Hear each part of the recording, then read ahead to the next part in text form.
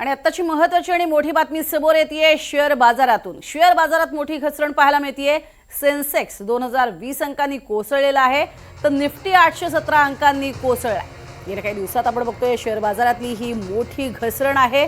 अर्थातच जागतिक पद्धतीने आणि खास करून इराण अमेरिका सुरू असलेल्या युद्धाचे परिणाम, त्याची झळ ही शेअर बाजाराला सुद्धा बसतीये।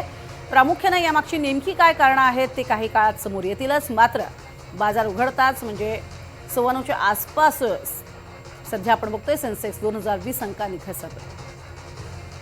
आणि या संदर्भात बोलणार आहोत केदार ओक आपल्या सोबत आहेत, जे शेअर बाजाराचे तज्ञ आहेत। केदारजी, स्वागत आहे एनडीटीव्ही मराठीमध्ये। प्रामुख्याने ही घसरण दिसण्यामागची काय कारणं?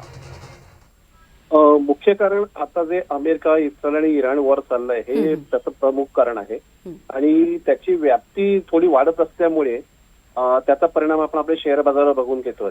मुळात प्रमाणे असा की काही वेळेला जे दुबई वगैरे ही जी सेफ हवन पकडली जायची बिझनेस सेंटर करता वगैरे, तिकडे पण हल्ले झाल्यामुळे एक अनसर्टनिटी जगात निर्माण झाली की आता जर कुठलंच सुरक्षित होत नसेल तर काय करायचं, आणि ती भीती आता सगळीकडे आपल्याला दिसते। आणि त्याचाच परिणाम आपण आपल्या बाजारावर बघतोय। आणि आज सकाळी बाजार साधारण एक 2200 पॉईंट सेन्सेक्स आणि 600 पॉईंट निफ्टी खाली आहे।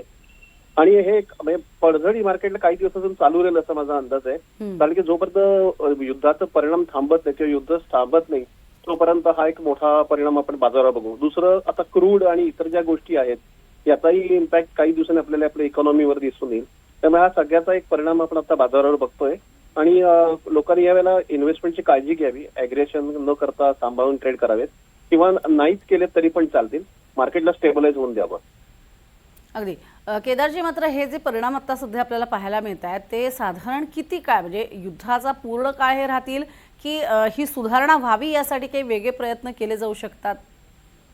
हो, नक्कीच केले जाऊ शकतात। पण आता कसं, एक तर आपल्याकडे मार्च आहे, महिना चालू आहे, त्यामुळे यावर्षी अकाउंटिंग मध्ये जे कॅपिटल गेनचे बेनिफिट घेतले जातात त्या लोकांनी आता प्रेफरेबली घ्यावेत। दुसरा पॉईंट असा आहे की जोपर्यंत हे युद्ध थांबत आहे किंवा त्याच्यावर काही फायनल कन्क्लुजन निघत नाही तोपर्यंत तरी बाजार थोडासा अनसर्टनच राहील।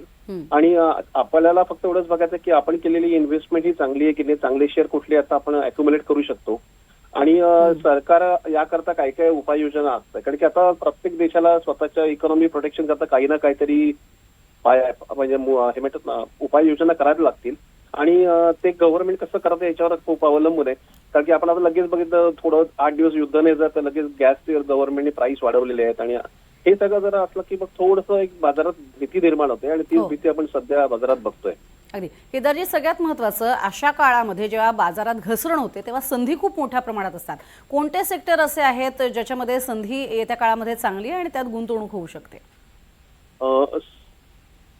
एक पायाभूत सुविधांमध्ये तुम्हाला बघता येईल की इन्फ्रास्ट्रक्चरसाठी काम केलं जातं। दुसरं, फार्मा सेक्टर बघायला काही हरकत नाही या काळामध्ये।